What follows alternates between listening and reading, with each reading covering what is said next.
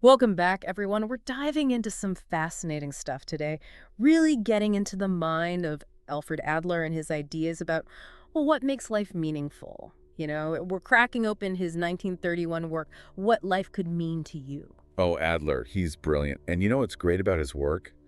It's not just some stuffy old theory. It's like a practical guide to figuring out why we do what we do. Yeah, it's like he's giving us the keys to unlock, like, our own potential, right? Absolutely. He really pushes us to, stop just going through the motions and actually take control of our lives. I like that.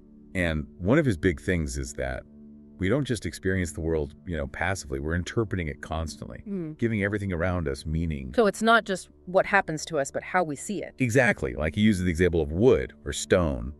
Just those words, they don't inherently mean anything, Yeah. right? But a piece of wood, it becomes a chair, a building block, even a beautiful piece of art, all based on us, on how we interpret it and use it. Wow, yeah, it's like our perspective shapes, like the essence of a thing. It really does. Okay, so if we're the ones creating the meaning, what's the bedrock of a meaningful life, according to Adler? He'd say social interest. That's the cornerstone. Social interest. That sounds kind of self-explanatory, doesn't it? You'd think so. But Adler, he had a very specific idea in mind. It's not just about like being a social butterfly or outgoing. It's deeper. It's this deep-seated feeling of belonging, really caring about others, wanting to contribute to something bigger than yourself, So recognizing that we're all connected and what we do affects everything else? Yes, exactly. And get this, he believed that not having this social interest, this sense of belonging, of contributing, it's the root of a lot of our struggles, even the big ones. Really? He saw that as the root cause of everything, like even just everyday anxieties and stuff. Yeah. He even said that people who commit crimes, often they just totally lack this social interest. They're so focused on themselves, their own little world, they lose sight of the big picture, how their actions hurt others. It all becomes about self-interest, not social interest. Wow, that is a powerful insight. It really is. So we're creating meaning, and social interest is key. But what about all that stuff we carry from our past? Especially those early childhood years. Didn't Adler think those experiences shape us? Oh, absolutely he did. But, and this is important, he didn't see us as prisoners of our past. He called it self-determination. Like we have this power to choose the meaning we give our experiences, even the really tough ones. So we're not stuck with whatever meaning we attach to things as kids. Exactly. We can reinterpret them, but look back with fresh eyes. Imagine two people, both had rough childhoods. Yeah, right. One might let that experience weigh them down, affect all their relationships, make them bitter and closed off. And that would make it, impossible to develop that social interest we were talking about. Exactly. It becomes this vicious cycle. But the other person, even with a similar past, they might see it as a source of strength. Maybe they become an advocate for others who went through the same thing, use their pain to fuel their purpose. It's kind of inspiring, Even when things are hard, we still have a choice in how we move forward from them. That's the beauty of it, isn't it? That agency we have. It really is something, how we can choose our own path, It is. It's about recognizing that power we have. And that kind of leads us to another one of Adler's ideas. These things he called early recollections. Oh, yeah. Those little snapshots from our childhood, the ones that seem random. But Adler thought they held all these clues about how we see the world, our style of life. You mean like those weird, vivid memories we have from when we were little? I remember being terrified of flamingos at the zoo, convinced they'd attack me. Maybe.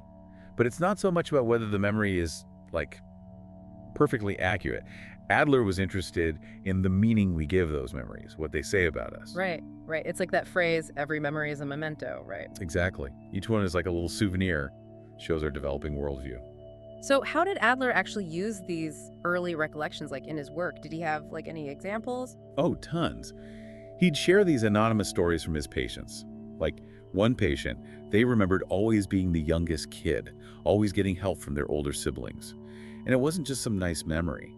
To Adler, it showed this pattern of relying on others, even when they could handle things themselves. So even back then, that memento showed this dependence that probably affected their adult life, their relationships, everything. Totally. Like those early experiences set the stage for how we handle things later on. Fascinating. Any other examples? What else are we talking about with these memories? Well, another patient, they had this vivid memory of being praised for their art as a kid, surrounded by classmates who loved their drawing. Oh, that's sweet. Did they become an artist? They did. Became a graphic designer. But see, to Adler, it wasn't just a cute story. It showed this core belief they developed, that they were worthy because of their creativity, because of the recognition they got for it. Wow, that's amazing how these little moments from childhood can have such a big impact on us, even shape our career paths. It really is. Yeah. And it all goes back to those family dynamics we talked about earlier.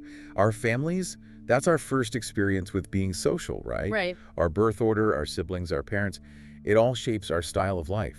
But it doesn't completely determine who we are, right? We're not destined to repeat those patterns forever, are we? Nope, not at all. We've got the power to choose how those experiences define us. We can look at those early recollections, those mementos, and change how we see them. We can choose a new story for ourselves. It's like we're taking all those souvenirs, deciding which ones to keep, which ones to toss, which ones to maybe re-gift with a different meaning, right? Exactly. And sometimes, especially with experiences that made us feel, less than inadequate, we develop ways of coping. Adler called them compensation and overcompensation. Yeah, the whole inferiority complex thing, right? Everyone's heard that term. But I bet Adler had a more nuanced take on it than, like, pop psychology does. Oh, for sure. He believed everyone feels inferior sometimes. It's just part of being human. Wait, really? Everyone has an inferiority complex, not just people who are, lacking in confidence or whatever. It's not so much a complex, more like a feeling, Yeah. Adler thought it's natural.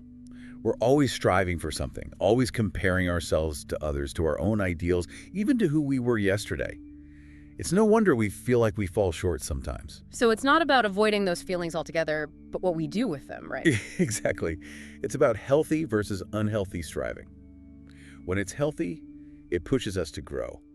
Like, think of an athlete who trains hard, always trying to beat their personal best. That's good striving. I'm not where I need to be, but I'm getting closer every day, right? Exactly.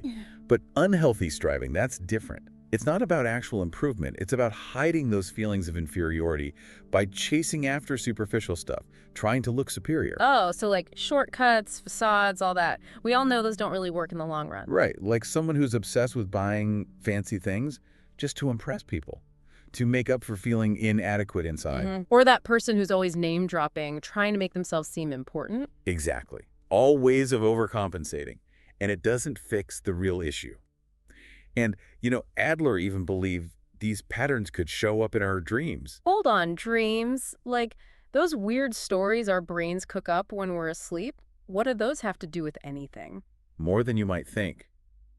Adler saw dreams as this, nightly theater where our subconscious minds work through stuff, including those insecurities we might not even realize we have. So our dreams could give us clues about these unhealthy patterns we've been talking about. Like it's our subconscious trying to tell us something. Right. Imagine someone who keeps dreaming they're unprepared for a big presentation, their coworkers are judging them, their ideas are bombing.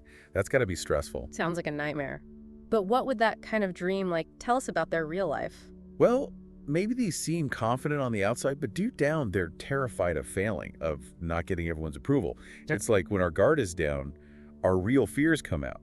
Makes you realize how much our dreams can reveal, especially if we know how to interpret them. It's like we're getting a glimpse into our own subconscious minds. Exactly.